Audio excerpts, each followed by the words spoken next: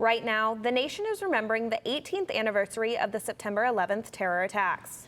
2,996 people lost their lives in the attacks when hijackers collided with the World Trade Center in New York City, the Pentagon in Washington, D.C., and the open field in Pennsylvania. White House officials joined memorial services across the nation. Vice President Mike Pence was on the ground in Pennsylvania where United Flight 93 crashed.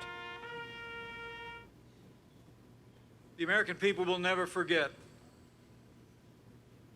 or ever fail to be inspired by the courage of the men and women of Flight 93. We honor them by remembering them. And we honor them by resolving here and now that we will do as they did, each of us, in all of our varied roles, to prevent such evil from ever reaching our shores again. Here in Arizona, memorials were almost held to remember the victims. Cronkite News reporter Mariah Gallegos attended a service here in Phoenix. I went to the city's memorial service and spoke with people today who remembered where they were and what they were doing when they heard the news of the attacks. Police officers, firefighters, and Valley residents gathered for a memorial to pay tribute to the victims and rescuers of the September 11th tragedy. Many people remembered where they were when they heard the news. My college roommate's father worked in the area of the Pentagon that was hit.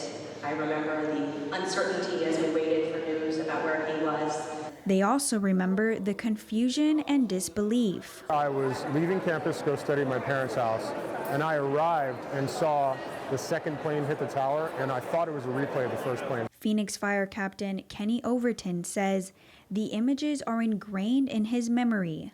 It was a horrific day, obviously, on duty, on site that day. The optimism that we were going to find pockets of survivors, never found any. Bill Canner is a retired captain of the New York City Fire Department. He remembers everything. Went on recovery. The grapplers would pull up large sections months later. Fire would still show.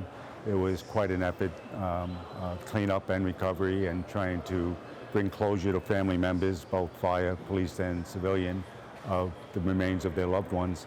Canner said he still can't look at the book of names and pictures because so many of them he knew.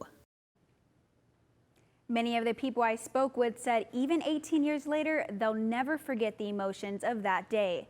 Mariah Gallegos, Cronkite News.